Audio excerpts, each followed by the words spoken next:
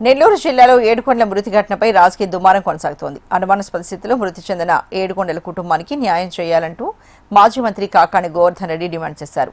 ₹1 కోటి పరిహారంతో పాటు కుటుంబంలో ఒకరికి ప్రభుత్వ ఉద్యోగం ఇవ్వాలని కోరారు. ఈ ఘటనపై పోలీసుల తీరును తప్పుపడుతూ తీవ్ర వ్యాఖ్యలు చేశారు. న్యాయం చేయకపోతే జిల్లా కలెక్టర్ ఆఫీసును ముట్టడిస్తామని హెచ్చరించారు. పోలీస్ స్టేషన్లో జరిగిన ఘటనపై సమగ్ర విచారణ జరిపించాలని డిమాండ్ చేశారు. జిల్లా ఎస్పీ వ్యవహారంపై ధ్వజమెత్తారు. ఏడుకొండల కుటుంబానికి న్యాయం జరిగే వరకు పోరాటాన్ని కొనసాగిస్తామని మాజీ మంత్రి కాకాణి గోవర్ధన్ రెడ్డి స్పష్టం చేశారు. శవాన్ని తీసుకొచ్చి పెట్టినటువంటి పరిస్థితుల్లో పోలీసు అధికారులు రావడం, దానికి సంబంధించి నిర్దిష్టంగా 3 కోరికలు కోరాం.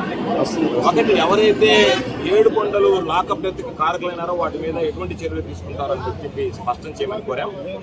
ఆ కుటుంబానికి ₹1 కోటి నష్టపరిహారం ఇవ్వాలని డిమాండ్ చేశాం.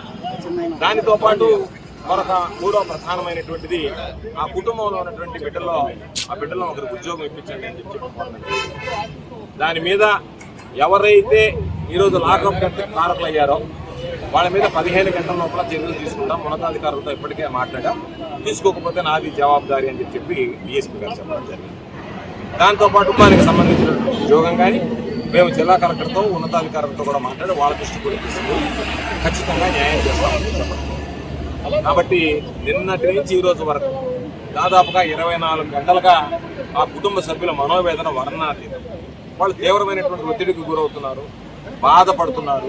నిన్నటి నుంచి వాళ్ళు ఒకే విధంగా ఏడుస్తూ ఉన్నారు. కాబట్టి వాళ్ళకి సంబంధించినటువంటి ఒకటే చెప్పాం.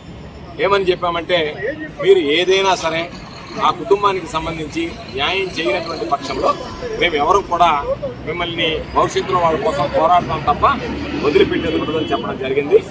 అందుకనే ఉన్నతాధికారులకు ఏం చెప్పామంటే, ఈరోజు మీరు శవాన్ని దాటించి వేస్తామనేటువంటి ఆలోచనతో ఏదన్నా మీరు చెప్తారేమో, అటువంటి కుదరదు, రానివ్వము. ఒకవేళ ఆ శవాన్ని దాటిస్తే ఆయన చనిపోయాడని అనుకున్నా సరే మేమందరం బ్రతుకుమా, మాట తప్పారు అని చెప్పి మరలా పోలీస్ స్టేషన్ ముట్టడిస్తాం, ఎస్పీ గారి కార్యాలయాన్ని ముట్టడిస్తాం, జిల్లా కలెక్టర్ కార్యాలయాన్ని ముట్టడిస్తాం.